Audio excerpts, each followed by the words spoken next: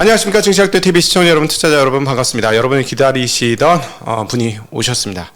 때를 기다렸고요. 때가 왔기 때문에 다시 모셨습니다. IT의 신 이용수 대표님 모셨습니다. 대표님 어서 오십시오. 네, 안녕하십니까. 네, 안녕하십니까. 네, 지난번에 이제 출간하시고 딱 저희가 출간 시점 너무 좋았다 이러면서 저희가 극찬을 했죠. 네. 많은 분들이 책을 구매하셨던 것 같아요. 네, 문제는 저는 이제 궁금한 그 책을 구매하셨던 분이 투자로 연결이 됐어야 되는데. 그렇죠. 그랬으면 그때 진짜 완전 네. 원더풀한 포인트였어요. 네, 그죠? 네, 맞습니다. 요즘 네.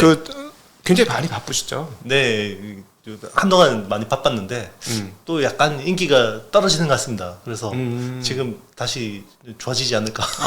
그때 저희가 모셨을 때는 사실 다른 데서 잘 채널에서 안 모셔던. 아, 네, 맞아요. 네. 그렇죠. 네. 근데 저는 때가 왔다라고 보셨는데 그 저희 나간 이후로 막 온갖 군데 그냥 안 나오는 맞아요. 채널이 없을 정도로 지금 많이 맞아요. 나오셨는데 다시 이제 좀 꺾였다는 네, 거죠. 네, 맞습니다. 네. 네, 여러분 이거 중요한 포인트입니다. 중요한 이거. 포인트입니다. 네, 네. 중요한 포인트예요. 네. 잘 들으셨죠? 네. 저희는 때가 왔다고 생각하기 때문에 전반적인 상황을 어떻게 보십니까? 여전히 네. 2분기 실적 안 좋을 걸로 예상하고 3분기도 만만치 않을 것 같은데요. 네네.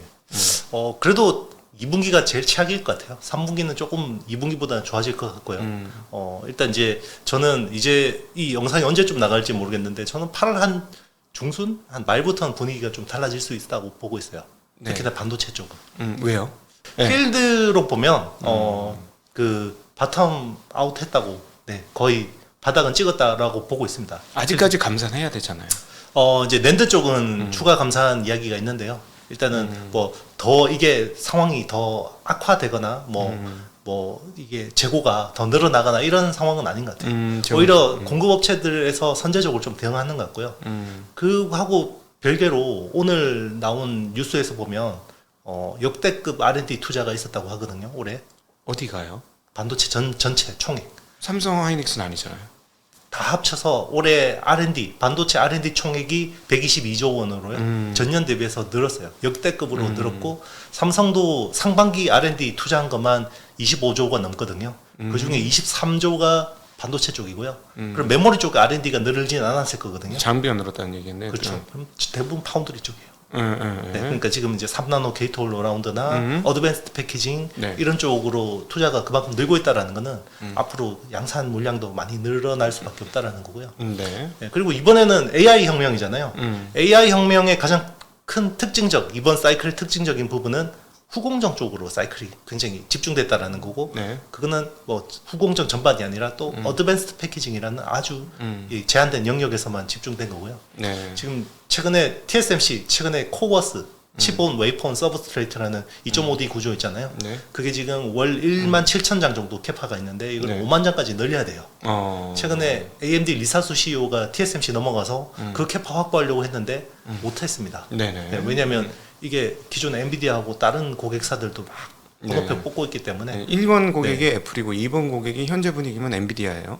그렇죠. 네. 네. 뭐 AMD는 한 3번쯤 되겠어요. 이제 분위기가. 동네 바보형 인텔도 돌았잖아요. 그 동네 바보형이 물량이 많아요. 물량이 많습니다. 그래서 네. 메테오 레이크부터 이제 그 칩 블록을 TSMC 저기 4나노 공정 쓰죠. 네. 그리고 그 인텔도 지금 GPU 쪽 라인업으로 강화하고 있거든요. 네네. 그게 아크라는 브랜드인데 폰테베키오가 아니고. 이 GPU 그 브랜드 중에서 아크라는 브랜드가 있고 거기에 이제 제품명이 폰테베키오구나. 그 1세대가 알케미스트. 네, 예, 저도 예. 헷갈리는데 2세대가 배틀메이즈라는 이제 제품이고 이제 계속해서 이제 그 GPU 라인업을 이제 여기도 확대할 수밖에 없어요.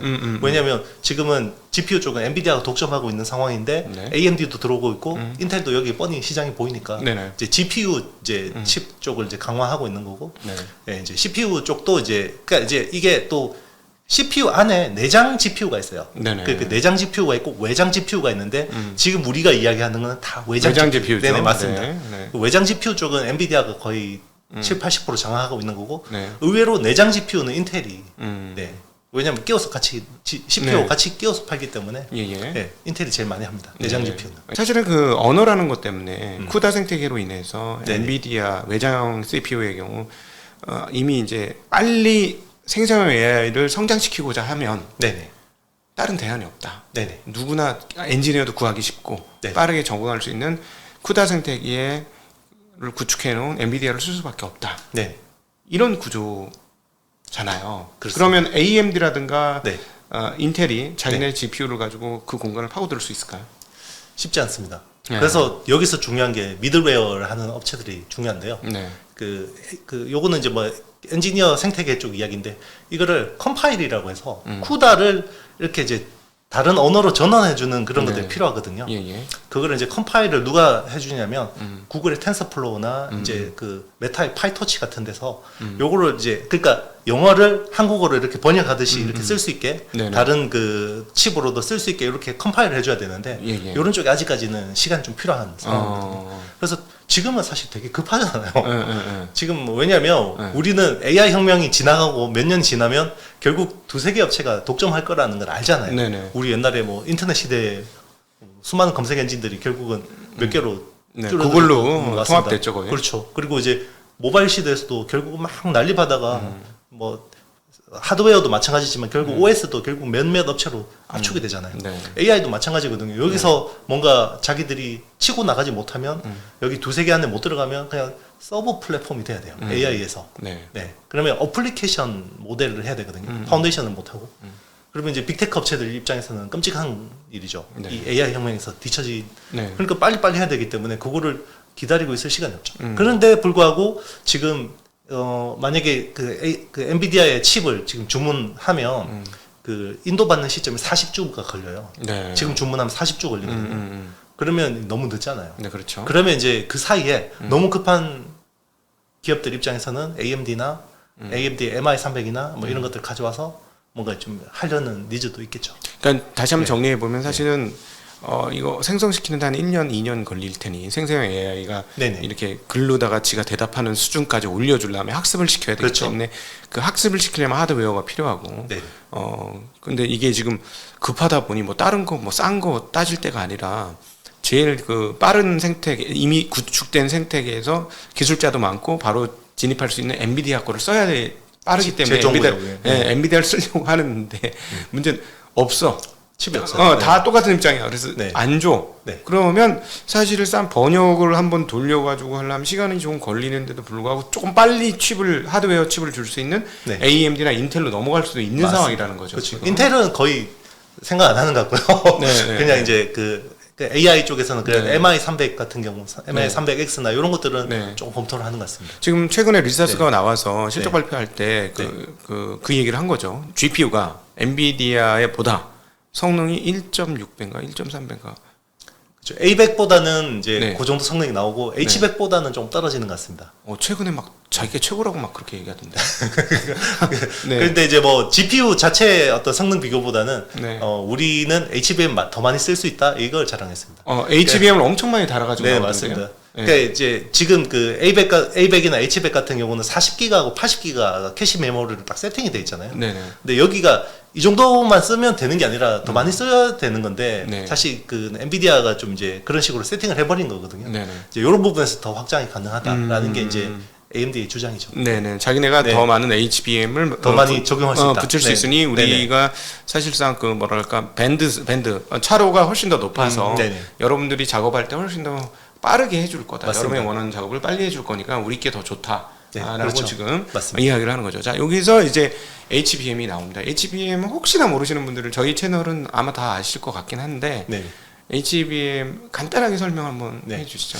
아주 쉽게 제가 요즘에 여러 방송 다니면서 쉽게 설명을 GPU라는 게 연구소라고 할게요. 네. 이제 그 연구소라고 요즘 직주 근접이 중요하잖아요. 그 연구소 옆에 사원 아파트라고 생각하시면 될 것 같습니다. 네네. 그래서 뭐 사원 아파트라고 해도 되고 여기 뭐 데이터 저장소라고 해도 되고 DRAM 아파트라고 해도 되고요. 네. 그냥 이제 기존에는 어떤 문제가 있냐면 연구소 성능이 너무 좋아요. 네. 그래서 연구소에 있는 애들이 너무 일을 잘해서 여기서 이제 그 데이터를 불러오는 속도가 연구소 일하는 속도를 못 따라가는 거예요. 그렇죠. 그래서 항상 병목이 생겨요. 그렇죠. 이제 그래서 이 그 데이터 저장소를 늘리는 이제, 거죠? 네, 3차원으로 그냥 네. 수직으로 쌓아서 이제 한꺼번에 쫙 밀어낼 수 있게 고속 엘리베이터까지 설치해서 네. 이제 바로 옆에 딱 붙여놓은 거죠. 네네. 그게 이제 HBM입니다. 사실상 네. D램을 여러 개로 얹혀놓은 거죠. 네, 맞습니다. 네. 뭐 단층 요를 그냥 이제 연결해서 근데 약간 뭐 아파트라고 하면 한 번에 지으니까 좀 오해가 있을 수도 있지만 이제 칩을 이렇게 수직으로 싸서 TSV라는 실리콘 관통 전극으로 뚫고 네. 아주 미세한 홀이에요. 그게 뭐 한 1마이크로미터 수준 이하거든요. 거기다 구리를 채워서 네. 이제 구리가 전자가 다니는 고속 엘리베이터라 생각하시면 되고요. 네.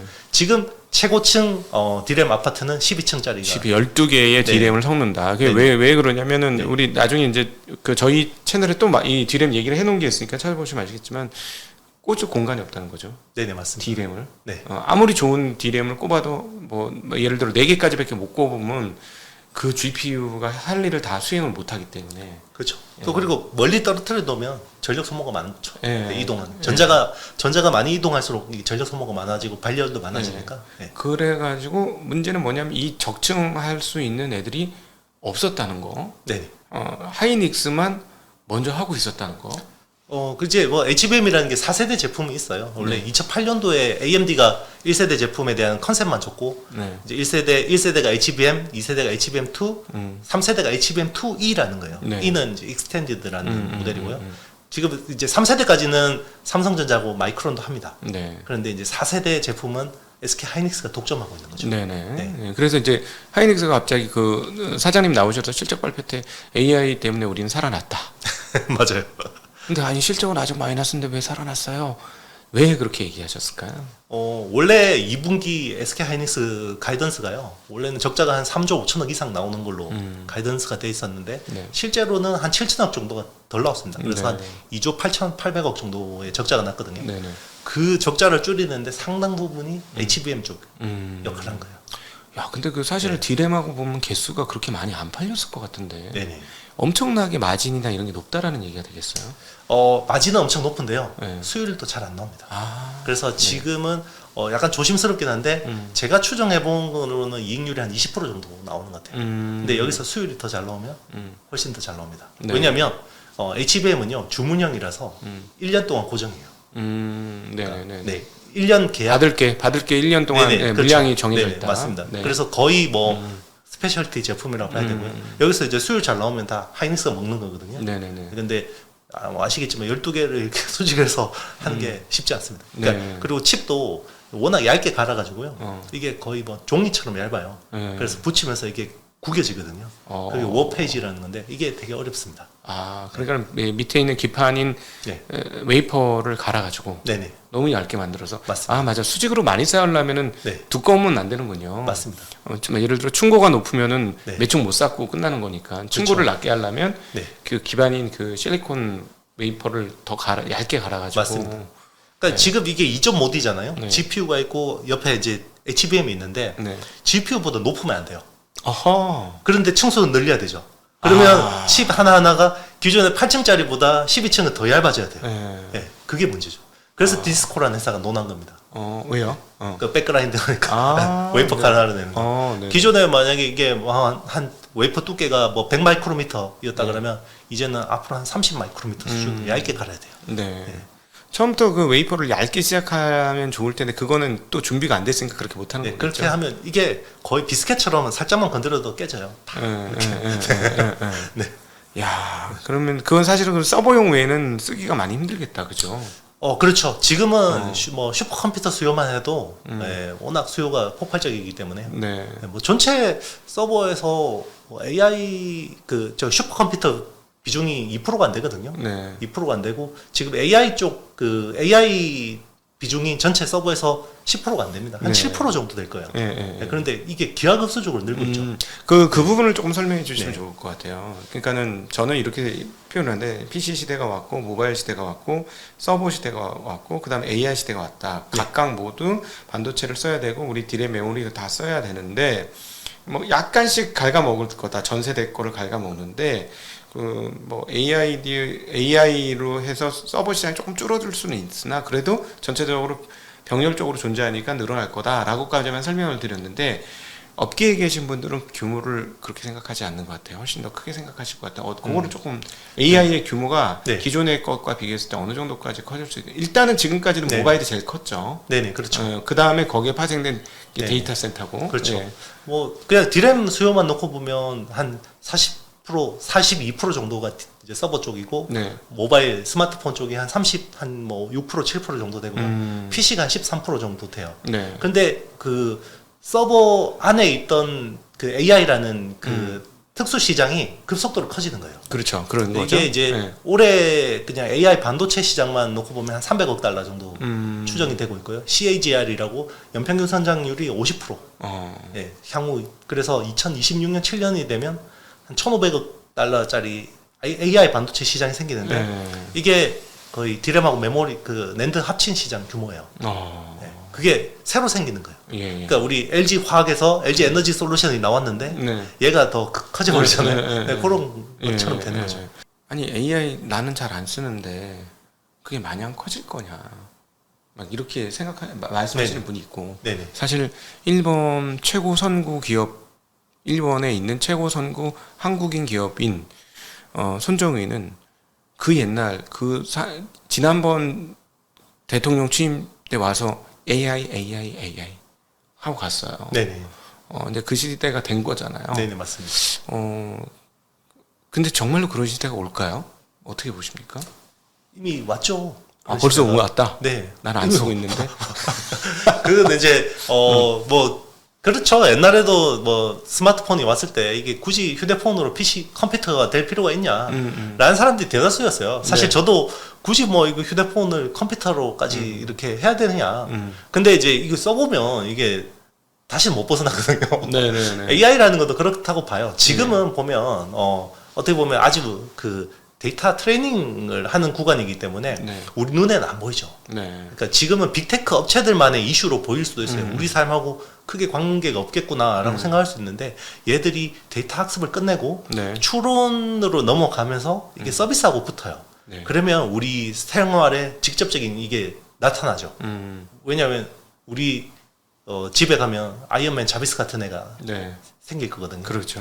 근데 뭐 지금처럼 지금 채팅해서 넣으면 한참 답변하는데 몇 초 걸리고 이런 게 아니라 네. 굉장히 빨리 돼야 되잖아요. 네네. 바로바로 우리가 그 토니 스타크처럼 자비스하고 바로바로 이야기하듯이 속도 초지연이 있으려면 통신 기술이 개선돼야 되고요. 네. 6G라는 통신 기술이 개선돼야 되고 그리고 엣지 디바이스 우리 스마트폰, PC, 가전 여기 들어가는 AI 반도체들이 다 개선이 돼야 되고요. 네. 그리고 주변에 이제 엣지 클라우드 그 어떻게 보면 일종의 미니 서버 같은 것들이 이제는 네. 다 곳곳에 있어야 됩니다. 네, 네, 네. 그래야 지연이 없거든요. 네. 왜냐면 지금은 클라우드에서 AI를 불러와요. 네. 네, 우리가 이제 챗GPT를 하나 이렇게 질문 하나 입력하면 네. 그게 그 한 바퀴 확 돌고 이제 돌아오는 거거든요. 네. 그 미국으로 갔다가 이렇게 돌아오는 거기 때문에 지연이 있죠 지금은. 네네. 근데 지금은 이걸 신경 쓸 수 있는 단계가 아니에요.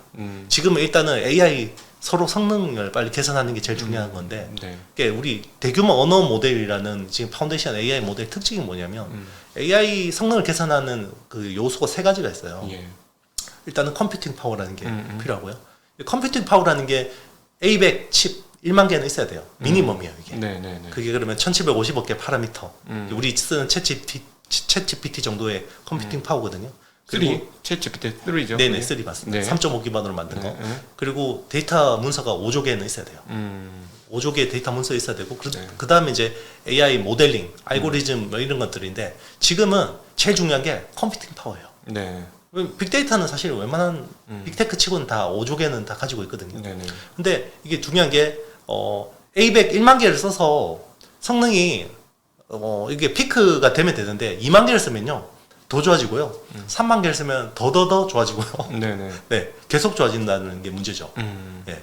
그러니까 지금은 누가 우리 서버에 엔비디아 GPU 많이 박아 넣냐 이게 거의 네. AI 모델링보다 더 중요한 거예요. 그러니까 옛날에는 컴퓨팅 파워가 너무 안 좋으니까 네. AI 연구하시는 분들이 모델링 개발에만 집중했어요. 내가 어떻게 하면 효율적으로 뭔가 이거를 방법을 찾아서 막 이렇게 했는데 네. 지금은 모델링 쪽보다는요 컴퓨팅 파워를 어떻게 할까 여기에만 네. 집중돼 있는 거예요. 쉽게 이거지. 그냥 예를 들자면은 네.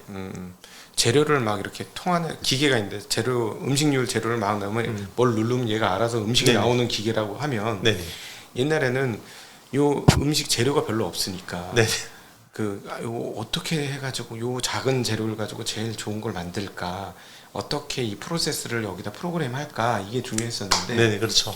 요즘 이 기계가 너무 좋아져가지고 야 다 때려 넣어 그냥 다 때려 넣어.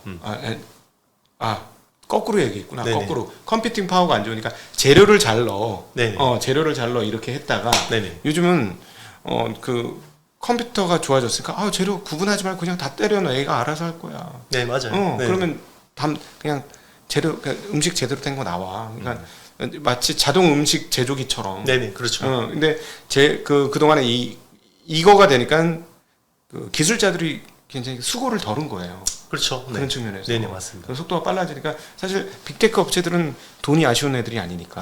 그렇죠. 시간이 아쉽지. 지금 그러니까 가용할 수 있는 자원을 그러니까 일반 서버 쪽 투자를 줄이고 다 이쪽만 그러니까 뭐 IBM 같은 데는 7,500명 감원해서 그거 가지고 AI에 밀어넣고 기에다가. 네네. 지금 그럴 수밖에 없는 상황이죠. 음. 그리고 이게 지금은 이제 GPU만 많이 갈아 넣으면 되는데 네. 조만간 이게 빅데이터 쪽에서도 문제가 생깁니다. 왜 그러냐면 네. 이 머신러닝이잖아요. 네. 그러니까 점점 더 AI, 그러니까 생성형 AI가 만들어내는 데이터들이 웹을 오염시켜요. 지금은 대부분 웹에 있는 데이터들은 오리지널리티가 있는 데이터들이잖아요. 중요한 얘기입니다. 네네. 네. 그런데 이게 점점 더 생성형 AI가 만든 글이나 그림이나 이런 것들이 많아지잖아요. 네네. 얘 가지고 학습을 하면요. 옛날에 오리지널리티가 있는 데이터 가지고 학습하는 애보다 성능이 확 떨어져요. 그러겠네요. 네. 그러면 이게 선발 효과가 훨씬 좋을 수밖에 없거든요. 네. 네. 그럼 그때는 CPU도 엄청 같이 발달해야 되나요? CPU 가지고 커버할 수 있을지 모르겠어요. 그 부분을 네. 다 구분을 해줘야 될 거 아니야. 그런 것들을. 그런 것들을 CPU가 다 잡아낼 수 있을지 모르겠어요. 네. 그러니까 이게 AI가 만든 콘텐츠라는 거를 또 잡아내야 되는데 그렇죠. 그게 너무 어려운 거죠. 네. 그러니까 실제로 지금 이렇게 이야기하는 것들이 논문으로 많이 나오고 있어요. 음. 그러니까 오염된 데이터 가지고 머신러닝을 시켰더니 오리지널 데이터 가지고 한 애보다 훨씬 성능이 떨어지더라라는 거예요. 그렇죠. 그러니까 뭐냐면 짝퉁이 너무 많이 나와가지고 네네. 짝퉁도 시장에 나오니까 그 짝퉁을 섞어서 만들어 버리면 네. 그것도 결과치도 짝퉁이 나와버리는 것. 짝퉁이라고 표현하긴 그런데 유사 제품이 많이 나왔는데 그러면은 음식의 본연의 맛을 낼 수가 없다는 거죠. 그렇죠. 예. 그러니까 이제 사람은 이게 AI가 만든 건지 사람이 만든 건지 구별을 못 하는데도 불구하고 네. AI는 이 AI가 만든 거를 자기가 학습을 하니까 네. 배탈이 나더라는 거죠. 네네.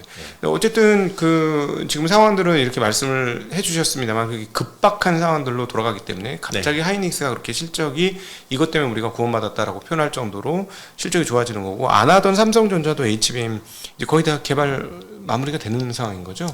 그래서 요게 되게 중요한 포인트 같아요. 네. 이게 삼성이 일단은 HBM3를 9월에 양산을 하겠다고 했거든요. 네.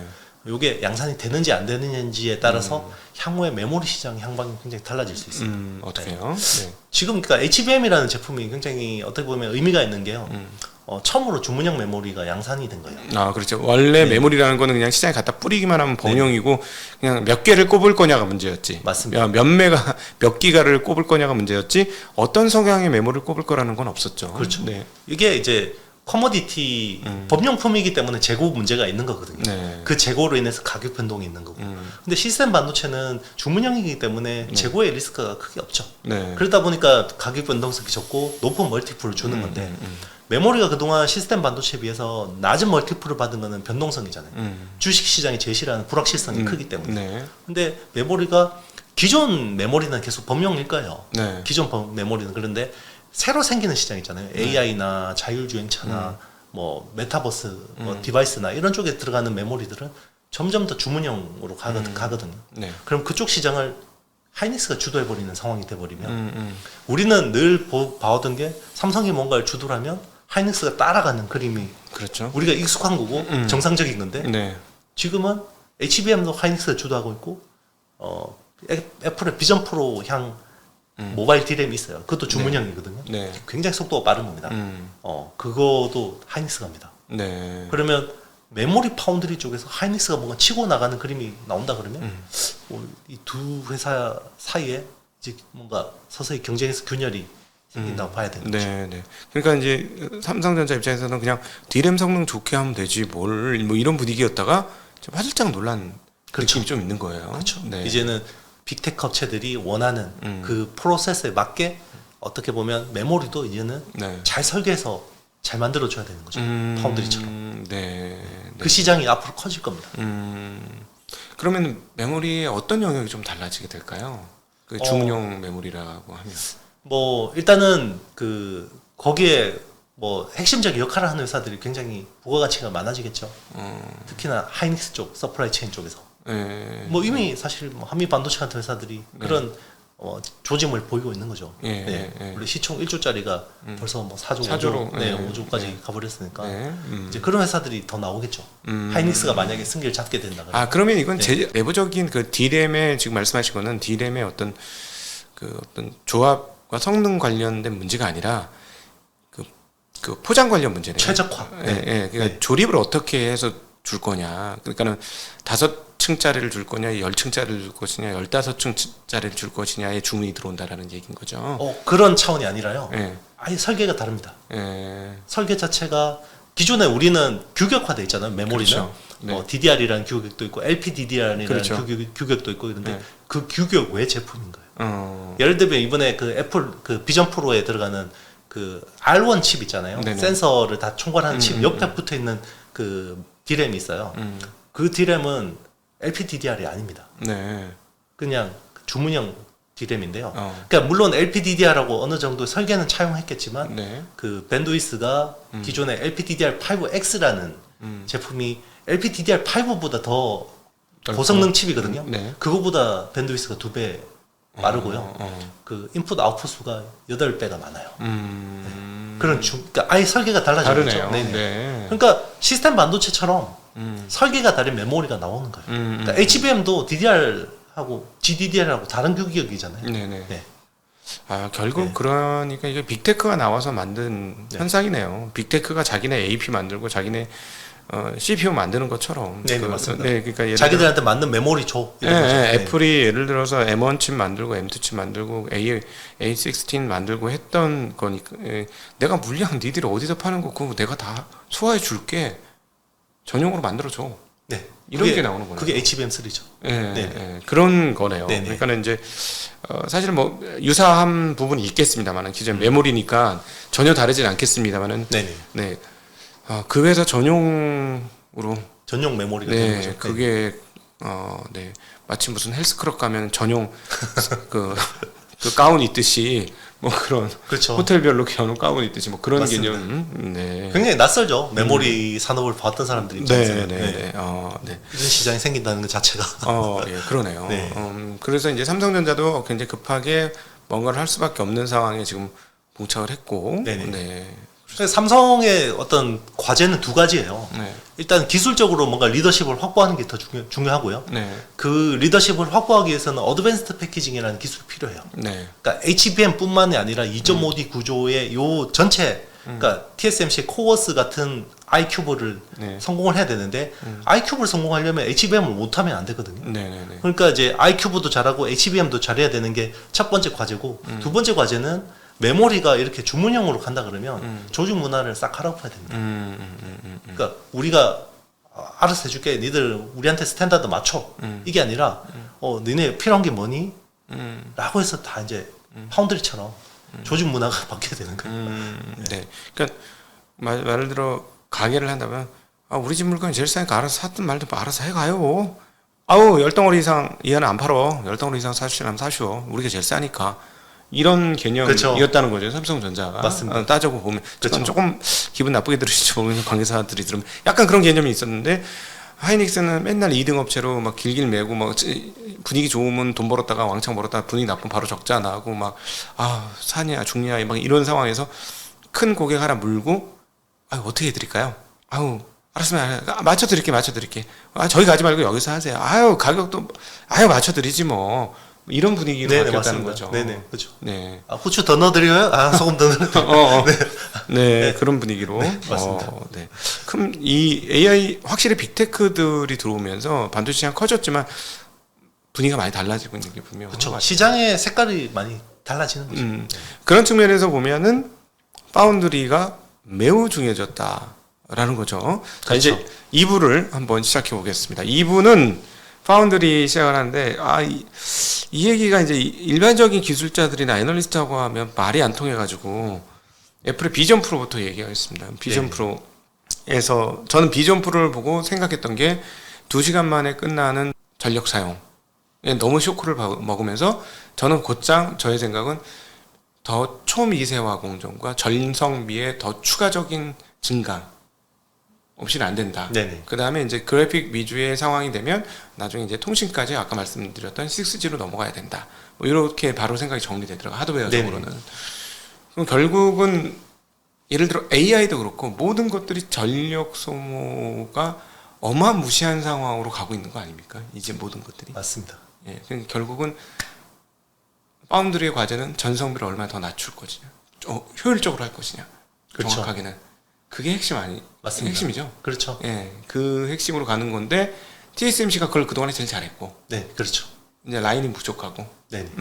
그런 상황이라서 무언가 더 추가적 라인이 필요한데 걔네들은 열심히 하고 있으나 라인 증설은 한계가 있는 것이고. 네네, 그렇죠. 예, 그래서 이제 삼성이 그걸 해줄 수 있느냐. 요거 잘하면 삼성전자가 메모리 플러스 파운드리도 예, 시스템 반도체 앤 메모리 반도체에 가 붙은 세계 유일한 회사가 되는 거예요. 그렇죠. 삼성의 장점이 극대화되는 거죠. 네, 잘해야죠. 이제 자추구축이 다 있는 온전한 한 쌍의 이제 반도체 회사가 완벽하게 되는 건데. 그렇죠. 어떻게 보십니까? 일단 이제 전성비 측면에서 전 세계에서 반도체 전성비 제일 좋은 설계를 하는 회사는 애플이거든요. 네. 네, 애플이 설계했으니까 2시간이라고 생각해야지. 다른 회사가 했었으면 30분 못 썼을 겁니다. 네. 다른 회사 반도체 가지고 했었으면 많이 말씀이네요. 네, 30분 못 했을 거고. 물론 이제 애플도 이제 여기서 엄청난 이제 도전 과제이긴 하죠. 왜냐하면 디스플레이 해상도를 낮출 수는 없어요. 그리고 뭐 다른 뭐 쪽에서 뭐 전력 소모를 줄일 수는 없고, 제가 봤을 때는 결국 줄여야 되는 부분이 그 반도체 그 어떤 작동 전압 하고 결국 그 통신에서 오는 로스거든요. 네, 거기서 이제 가장 많은 그 혁신들이 필요할 거고, 이제 그런 것들을 해결하기 위해서는 결국 어드밴스드 패키징이라는 기술이 되게 중요합니다. 왜 그렇죠? 왜냐면 그 제가 이야기했잖아요. 이게 이제 칩을 떨어뜨려 놓으면 얘들끼리 전자가 이동하면서 나오는 로스가 많아요. 저항이 있으니까. 네, 그렇죠. 초전도체 생각납니다. 네네, 그렇죠. 네. 초전도체 나오면 다 해결됩니다. 다 해결됩니다. 맞아요. 네, 그래서 초전도체를 중요하다고 말씀드리는 거예요. 이게 이 전력 로스가 저 전자산업에서 너무너무 중요한 건데, 초전도체 하면 로스 없대잖아요. 그래서 그 난리를 피우고 있는 거예요. 네, 맞습니다. 지금. 네. 뭐 요거는 이제 오늘 초전도체 이야기 할 건 아니니까. 그러니까 이제 그 전자가 이동하는 길이 길수록 거기에 저항이 많이 생기기 때문에 로스가 많이 생겨요. 근데 이제 칩끼리 계속 붙여놓으면 제일 좋은 거죠. 근데 칩끼리 붙이기에는 또 이게 기술적으로 되게 어려운 게 일단은 서로 발열 문제. 더 뜨거워지는 거죠. 네, 그렇죠. 그러면 이제 설계 영역에서 굉장히 잘 해결되고, 그리고 이제 서로 규격이 달라요. 그렇죠. 칩끼리는 칩 간에는 작동 전압이 다 다르거든요. 네, 그래서 이런 인터커넥트 기술이 되게 중요하죠. 그래서 그런 부분을 중간에 어떤 그 연결하는 부분에서 다 이런 것들을 해결해 줘야 되고요. 그러려면 이제 또 칩 간에 또 어떤 그 주파수가 다르기 때문에 얘한테는 시그널인데 얘한테는 노이즈가 되니까 이런 것도 차폐도 해줘야 되고요. 이런 기술들이 다 토탈 들어가야 돼요. 그러니까 주상복합으로 만들어야 되는데 주상복합은 설계도 어렵고 거기에서 또 그 모든 것들을 시스템적으로 관리해야 되는데, 그러니까 결국은 이거네요. 왜 패키징이 중요하냐면 기존 칩은 있는 건데 그 칩 간의 인터커넥트를 강조를 하려고 하다 보니까 그 사실 인터커넥트 강조를 붙이면 되는 거고. 그렇죠. 붙이는데 에러가 나면 안 되는 거고. 그 붙이는 기술이 엄청나게 어려워요. 그러니까 전 세계에서 그 인터커넥트 기술이 거의 가장 뛰어난 회사 중에 하나가, 그러니까 거의 제일 뛰어나다고 보는 게 애플이에요. 애플이 보면 예전에 M1 있잖아요. M1을 수평으로 해서 옆에 실리콘 브릿지 만들어서 붙여버렸잖아요. 그 애플 그 컴퓨터, 맥 컴퓨터 제일 큰 거. 그렇죠. 전문가들이 쓰는 그래픽용 그 이름이 생각 안 나네. 그러니까 M1 프로, 그러니까 M1이라는 칩이 있었고 두 개를 가지고 프로. 나중에 이거 뭐 울트라까지 해가지고 맥스 뭐. 이걸 그냥 다 수평으로 연결하는 건데 이런 식으로 연결하는 회사들이 있었는데, 그럼 이게 칩이 1이고 1이라는 성능을 내면 두 개 붙이면 2가 절대 안 나오거든요.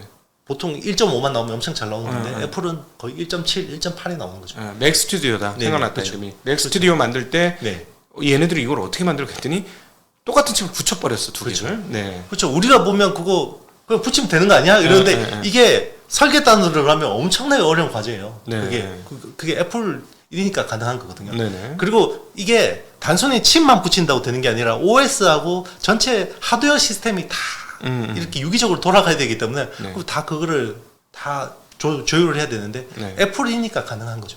그래서 보면 그래요. 지금 뭐 이제 그 엔비디아도 우리는 뭐 엔비디아의 GPU도 뛰어나고 쿠다 엔진도 뛰어나고 하지만 우리가 잘 모르는 게 엔비디아의 그 인터커넥트 기술이에요. 그 NV 링크라고 하거든요. 그 기술이 또 엄청나게 효율적인 거고 그걸 또 붙여서 서로 또 병렬로 더 효율적으로 내는 이번에 그래서 DGX라는 그 제품 또 공개를 했었잖아요. 네. 이걸 붙여서 다 연결해서 쓸 수 있는 거. 그러니까 그런 것들이 더 앞으로 중요해지는 거죠.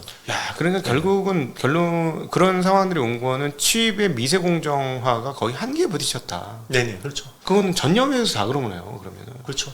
칩도 미세 공정도 엄청 잘해야 되고요. 칩끼리 연결하는 인터커넥트도 엄청나게 잘해야 되고요.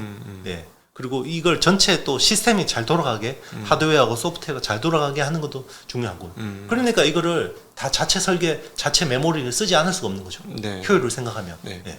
그래서 자꾸 초전도체 난리 얘기하는 거예요. 이 저항값을 모두 없애줄 네네, 수 있는 맞습니다. 소재만 있다면 그렇죠. 반도체 업체에서 제일 먼저 쓸 걸. 그렇죠. 왜냐하면 이게 열이 나는 게 결국 저항 때문에 열이 나는 거예요. 그럼 진짜 그래서 막 난리가 났었다는 거. 네. 우리 저기 업계에서 왜 난리가 났냐는 네. 그런 이유 때문에. 네. 갑자기 M2가 M10이 나오는 거예요.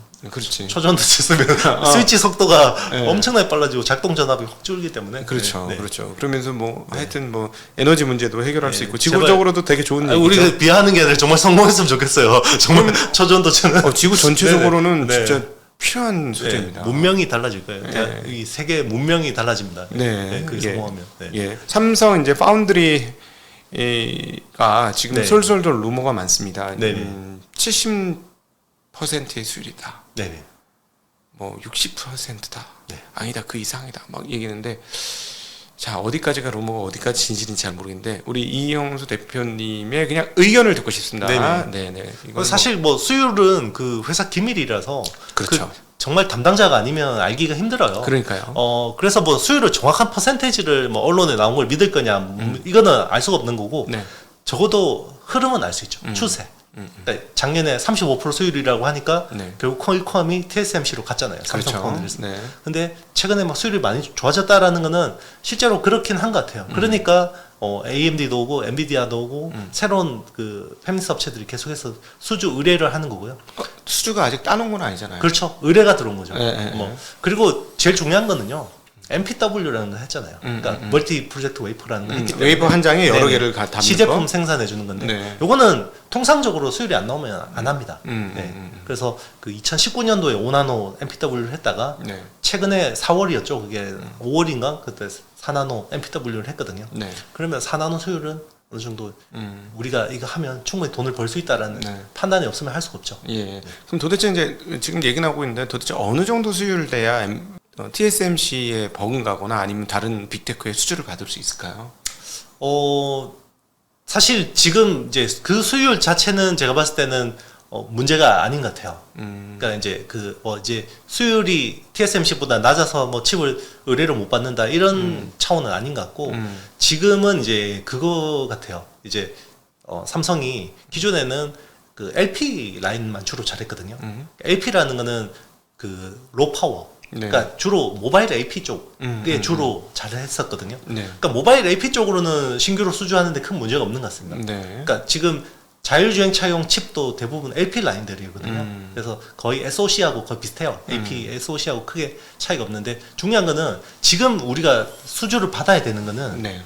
그 슈퍼컴퓨터잖아요. 네. 그러니까 AMD하고 NVIDIA의 HPC 라인을 받아야 되거든요. 네네. 하이 퍼포먼스 컴퓨팅 쪽. 네네네. 그러면 이제 여기는 일단 X86 쪽으로 생산해본 레퍼런스가 있어야 되고. 아하. 네, 이제 삼성이 암코어 계열을 많이 해봤죠. 그렇죠. 근데, 네, 휴대폰 AP 많이 만들었습니다. 네네, 그렇죠. 그런데 이제 X86은 이제 PC 쪽도 해봤겠죠, 삼성은. 근데 이제 서버용 그 X86 계열 쪽으로 하이 퍼포먼스 컴퓨팅 쪽으로 해본 경험이 아직까지는 부족하고 그리고 여기는 전공정뿐만 아니라 후공정까지 일괄로 해줘야 되거든요. 네네. 그러면 iCube를 성공시켜야 돼요. 그러니까 TSMC 코어스 같은 것까지 해줘야지 메리트가 있는 거거든요. 네네. 그런데 지금의 어떤 그 가장 쇼티지의 큰 원인이 지금은 그 선단 공정도 뭐 이슈긴 하지만 가장 큰 쇼티지 원인은 코어스거든요. 네. 그러면 여기에 가려운 부분을 긁어주려면 코어스를 이원해줘야 되는 게 중요한 거죠. 네. 그러니까 4나노 전공정은 디폴트고요. 기본값이고 여기서 변수는 코어스를 잘해줘야 돼요. 코어스 대체가 돼야 돼요. 네네. 그러려면 삼성이 9월에 HBM3를 양산하면서 뭔가 이 잘 하고 있다는 걸 보여줘야 되고 거죠? 요걸 또 붙여서 우리가 2.5D 구조까지 할 수 있어 라는 걸 또 신뢰를 줘야 되죠. 그건 결국 패키징의 능력이고 맞습니다. 예, 패키징을 우리가 사실은 패키징 문제지 그 TSMC한테 뺏긴 것도 사실은 그 뭐야 웨이퍼 레벨 패키지 네, 그렇죠. 그 패키지 쪽에서부터 밀려가지고 지금 뺏긴 거고 그렇잖아요. 그래서 앵커하고도 손잡고 하겠다 막 이렇게 얘기도 많이 네네, 나오던데 맞습니다. 어떻게 된다고 봐야 될까요? 사실 그 M-Core를 활용할 수밖에 없을 거예요. 네, 삼성 입장에서는 네. 사실 어드밴스드 패키징 기술이 삼성이 M-Core보다 뛰어나다고 할 수 없을 겁니다 아마. M-Core는 그래도 나름 그 굉장히 어드밴스드 패키징 쪽으로의 어떤 경험들이 꽤 있거든요. 네네네. 그렇기 때문에 이제 M-Core를 활용해서 네. 이제 삼성이 인하우스도 열심히 하겠지만 온양하고 천안 팹을 가지고 열심히 하겠지만 이제 외주를 이제 M-Core 같은 데다가 줘서 많이 할 겁니다. 아니, 참고로 네. 혹시나 해서 다 아시겠습니다만은 그 웨이퍼에다 그림을 그리는 게 전공정이고 이거를 쪼개가지고 각각의 개별 낱개 상품으로 만드는 게 후공정이고 그거를 잘 예쁘게 포장하는 모든 과정들을 우리가 후공정이라고 하고 세계적으로 후공정 중에 제일 큰 회사는 대만의 SE. 예. ASE 그다음이 지금 한국 계열의 미국 분이 되신 거죠. 아남반도체에서부터 시작했던 네. 엠코 테크놀로지가 네, 있습니다. 맞습니다. 네. 네. 그래서 삼성은 엠코하고 손을 잡는 것 같아요. 네네, 그렇죠? 맞습니다. ASE는 지금 그렇죠. TSMC 대만 TSMC 쪽은 이제 하고 서플라이 하는 체인이고, 거고. 예. 네. M-Core도 TSMC하고 많이 합니다. 네. 근데 M-Core는 이제 삼성 쪽으로 이제 많이 좀 이제 발을 많이 무게를 실으려고 하고 있죠. 네. 지금 베트남에 2조 원 정도를 투자를 해서 어드밴스드 패키징 공장을 짓고 있는데 여기에 네. 대부분 삼성향일 거예요. 상당수. 네. 물론 네. 애플 거도 하겠지만. 예. 어쨌든 답은 뭐 잘 되면 좋겠어요. 그리고 근데 또 하나 그러면은 이제 칩리스 소위 말하는 그 VCA라든가 네네. TSMC의 VCA나 우리 DSP 디자인 솔루션 네네. 파트너 이런 것도 굉장히 중요해지는 거 아닙니까? 굉장히 중요합니다. 네. 네.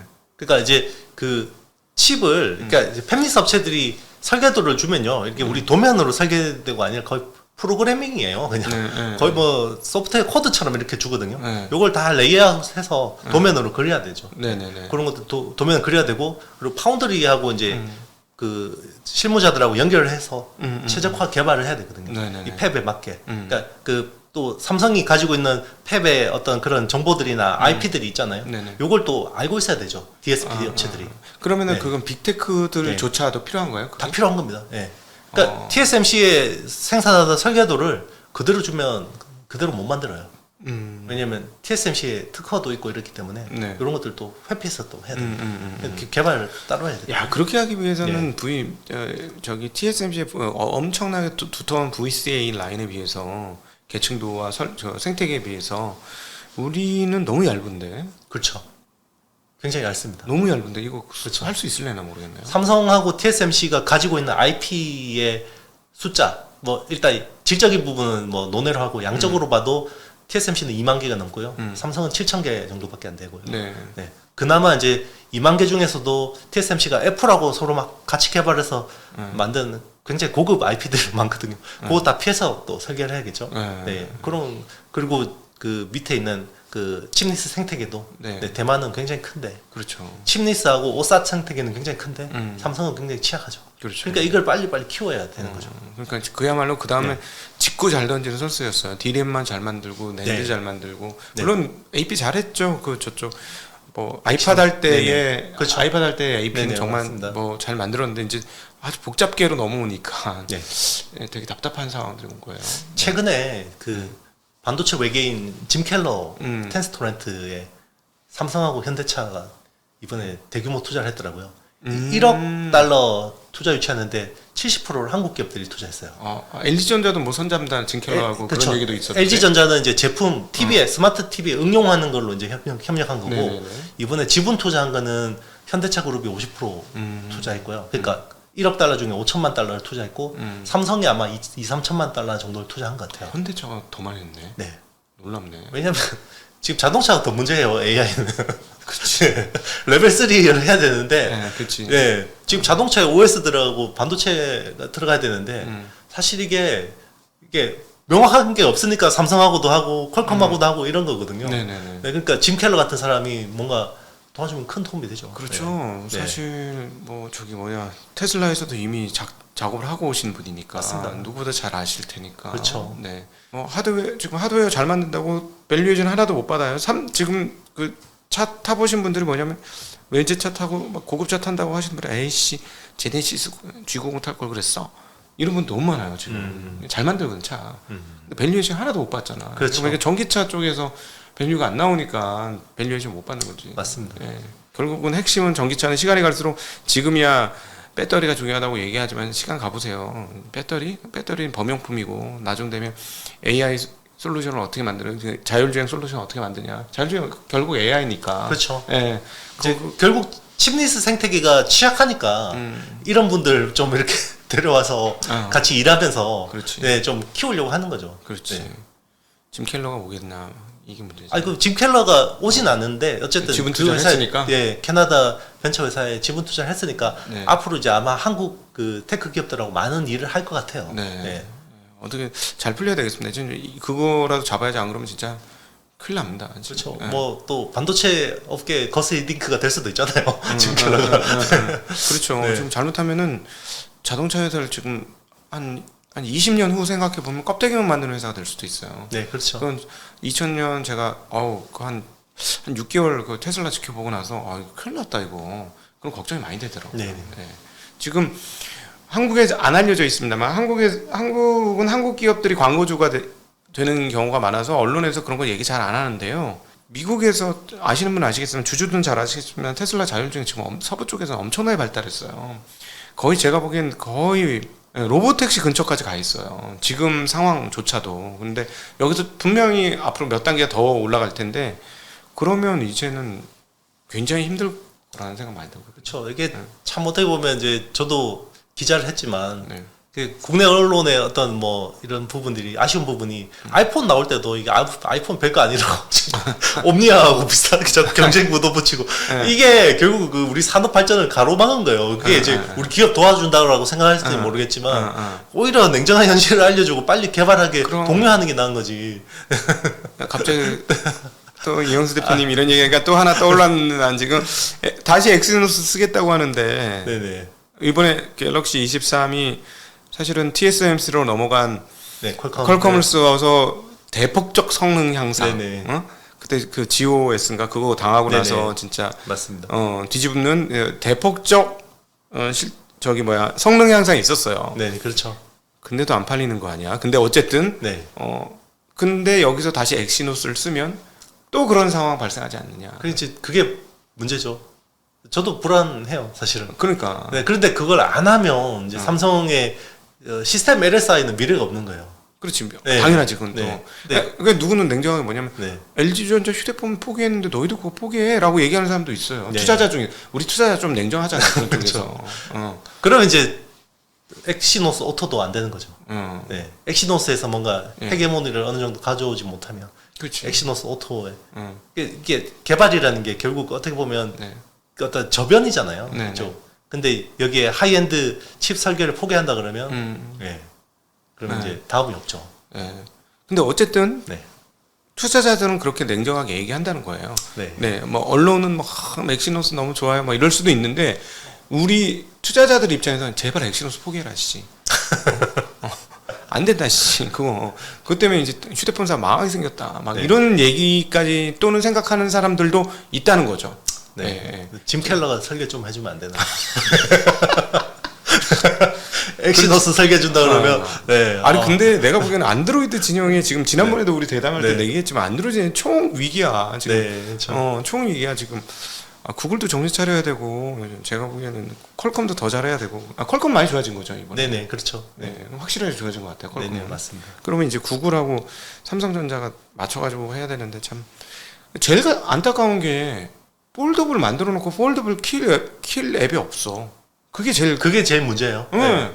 아니 지금 이번에 선정하는 게 킬 앱 아니야. 이거 네. 이렇게 튤립해서 나만의 사진을 찍는다 막 이러면서 네. 왔다 갔다 하면서 막 하는 거. 그게 킬 앱이에요. 그거 하나야.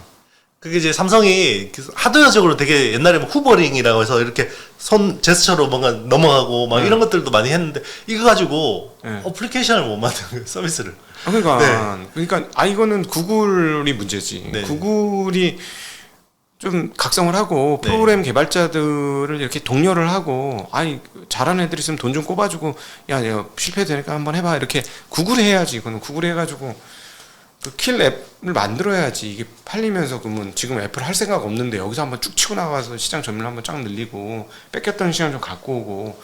저도 사실은 이렇게 하는 건 쓸 의향이 있는데 뭐가 달라? 그렇죠. 이것 때문에 못 쓰는 거예요. 맞아요. 네. 근데 했는데 와 다르네. 이게 있어야 되는데 이 앱이 없어. 유튜브 크게 보는 거죠.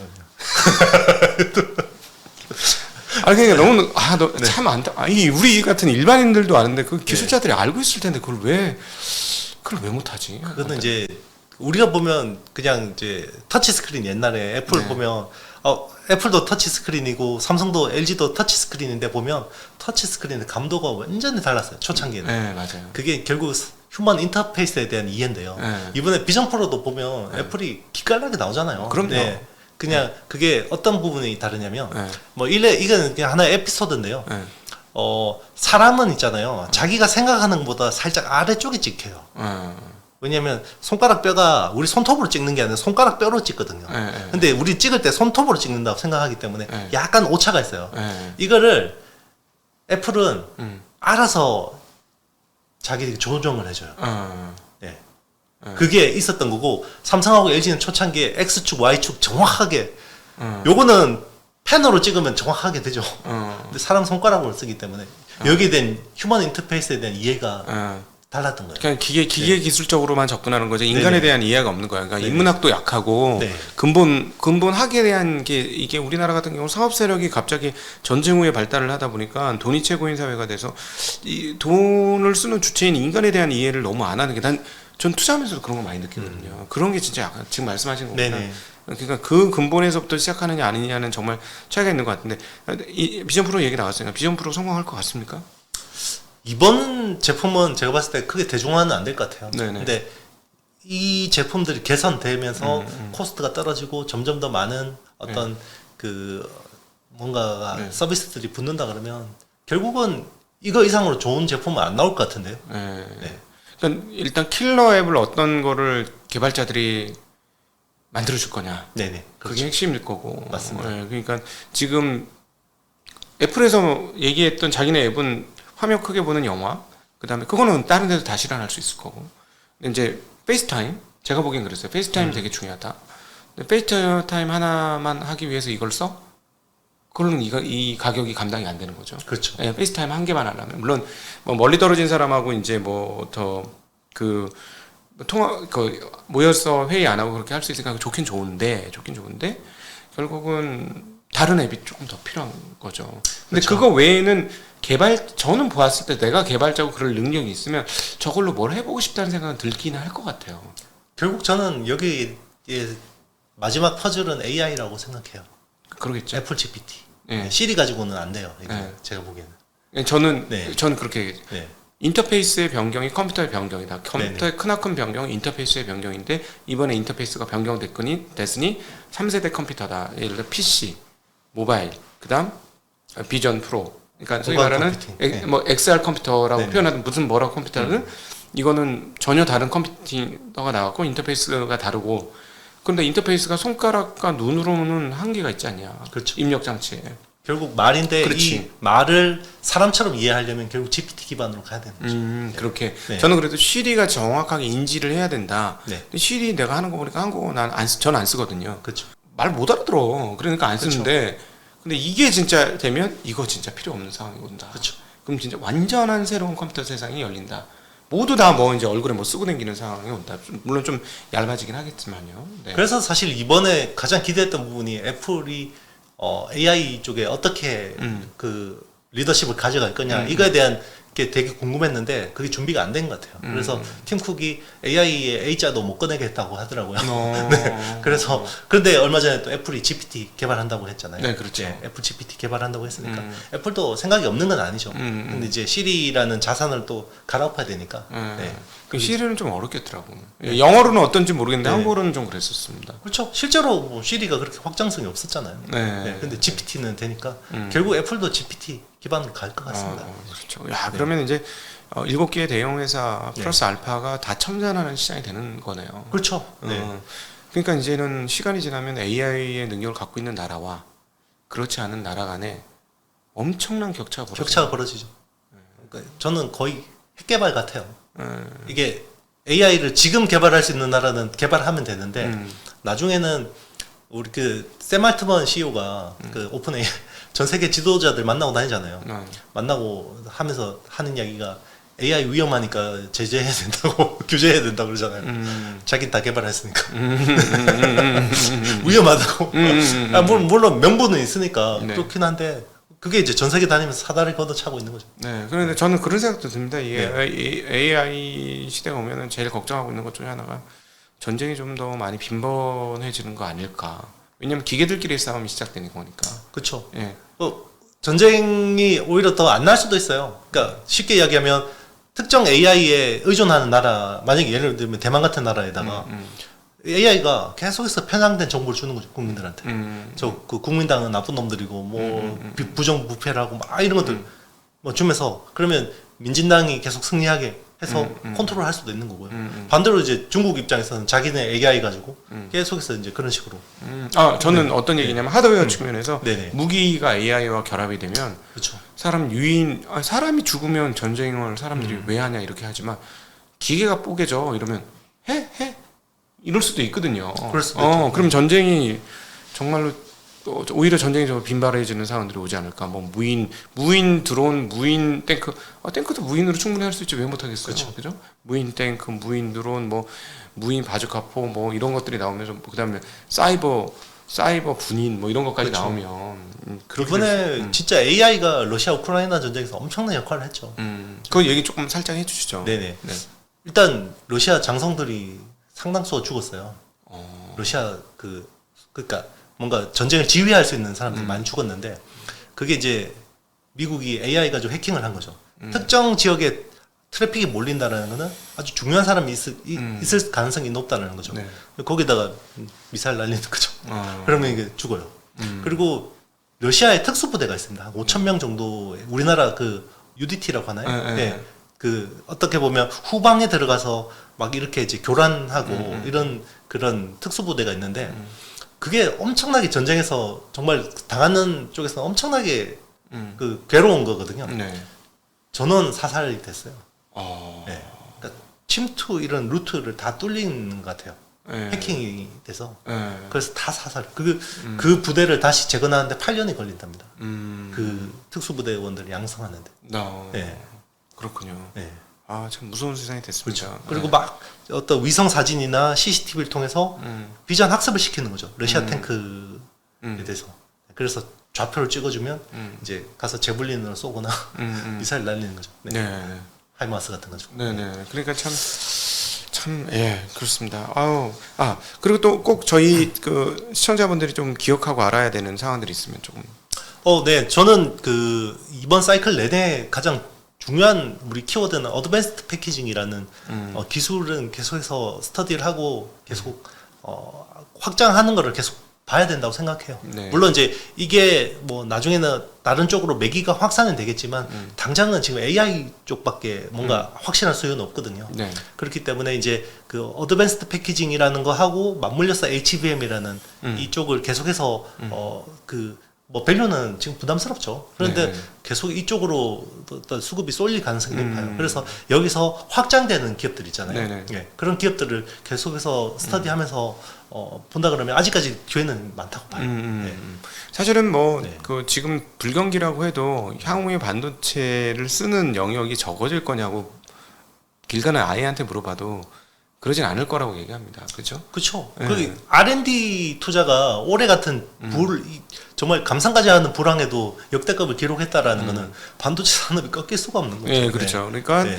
앞서 지금 우리가 전쟁 얘기도 잠깐 중간에 하긴 했습니다만 그만큼 어쩔 수 없는 상황으로 가고 있는 거예요. 그리고 이제 문명사가 그쪽으로 돌아갔고 사람들이 그걸 익숙해져 있고 그거 없는 상황으로 되돌리기 없는, 마치 에어컨 없으면 살기 어려운 시대로 온 것처럼 그렇게 이제 우리가 그 컴퓨터가 옆에 없으면 안 되는 시절로 왔죠. 그리고 이제 그런 눈으로 어디 동남아 같은 데 가보면 아직도 오프라인으로 돌아다니는 게 너무 많거든요.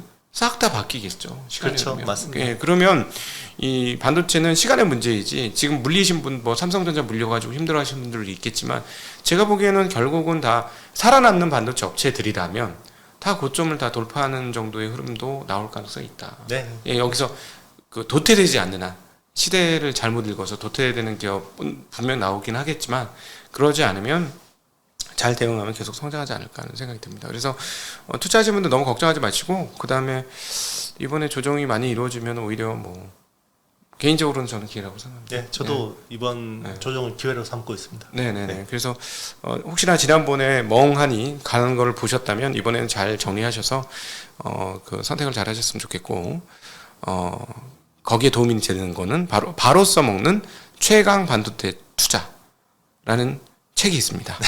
네. 무려 거의 10,000권 팔린 것 같은데. 네, 지금 4쇄까지 찍었습니다. 네. 와. 12,000부 찍었습니다. 네. 반도체 책 최고 많이 팔려. 10,000권 넘어간 책은 거의 베스트셀러 작가십니다. 아, 네. 지금 예, 반도체 베스트셀러 다 작가님. 우리 정시각 네. 독이 마을 여러분들 덕분입니다. 아, 아닙니다. 야, 진짜 10,000권. 야, 대단합니다. 네. 그러니까 여러분 그 책 읽어보시면 좀 어렵더라도 자꾸 읽어보시면 감이 옵니다. 그래서 나는 반도체 잘 몰라 이러지 마시고요. 한국에서는 그렇게 투자하시면 안 돼요. 저도 어렸을 때 그랬는데 한국에서는 반도체를 놓쳐갖고는 엄청난 투자 수익 한 몫을 잃는. 그러니까 시장이 반토막 나는 거예요. 반도체를 안 하고 투자를 하면 반쪽짜리 시장에서 투자를 하는 것이기 때문에요. 그러니까 여러분 공부하셔야 됩니다. 이 부분 저 공부하는 얘기 하는 거 되게 싫어해서 잘 안 하는데 이건 공부하셔야 돼요. 그리고 제일 좋은 책 중에 하나가 바로 써먹는 최강의 반도체 투자. 바로 써먹을 수 있습니다. 네.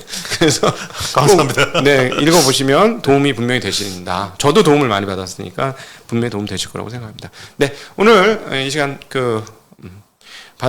바로 써먹는 최강의 반도체 투자 저자 IT 신 이영수 대표님과 함께한 좋은 시간 가졌습니다. 귀한 발걸음 해주시고 귀한 노하우 아낌없이 나눠주셔서 너무 감사합니다. 네, 감사합니다. 네, 시청자분들께도 인사드리겠습니다. 고맙습니다.